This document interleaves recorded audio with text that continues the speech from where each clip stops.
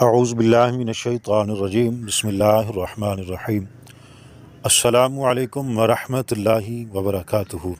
ناظرین کرام، دانتوں میں درد کا اٹھنا کاروبار میں برکت ہونے کی نشانی معلوم ہوتی ہے۔ خالی پیٹ ہچکی آنا صحت خراب ہونے کی نشانی ہے۔ اچانک بالوں کا گرنا گھر میں جنات کے آنے کی نشانی ہے۔ اچانک ٹانگوں میں درد کا اٹھنا دوست کے روٹھ جانے کی نشانی ہے۔ ہاتھ سے دودھ کے گلاس کا گرنا گھر میں خوشیاں آنے کی نشانی ہے۔ سوتے وقت اچانک ڈر جانا چوٹ لگ جانے کی نشانی ہے۔ اچانک کان کے اندر خارش ہونا خطرے سے آگاہ ہو جانے کی نشانی ہے۔ لیموں میں سے رس نہ نکلے تو یہ مفلسی آنے کی نشانی ہے۔ ناظرین کرام، گھر میں سفید کبوتر کا آ جانا گھر میں اچھا رشتہ آنے کی نشانی ہے۔ دودھ پھٹ جائے تو یہ دولت آنے کی نشانی ہے۔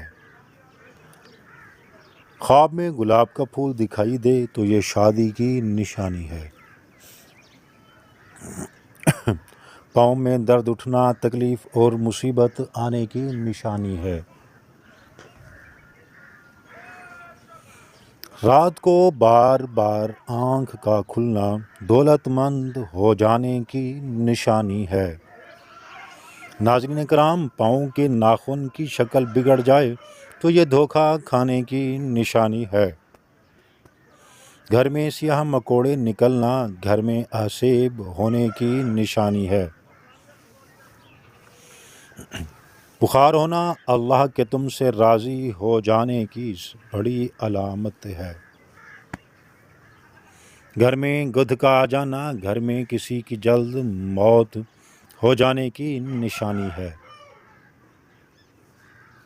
اچانک بالوں کا گرنا گھر میں جنات کے آنے کی نشانی ہے۔ دھوکہ ملنا اللہ کا تمہیں سیدھے راستے پر لانے کی نشانی ہے۔ روٹی میں سے بال کا نکل آنا خود پر جادو ہو جانے کی نشانی ہے۔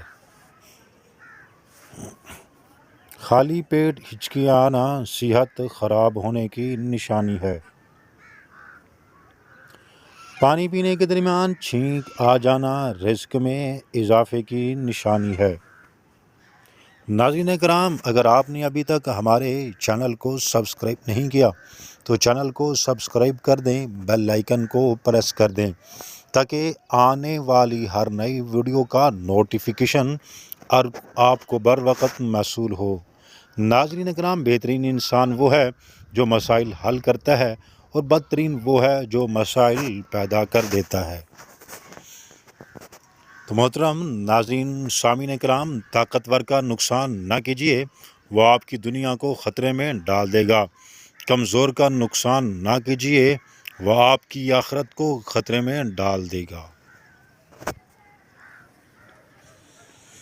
ناظرین کرام، کسی فکر کو قبول کیے بغیر اس پر غور کرنا آپ کے تعلیم یافتہ ہونے کی نشانی ہے۔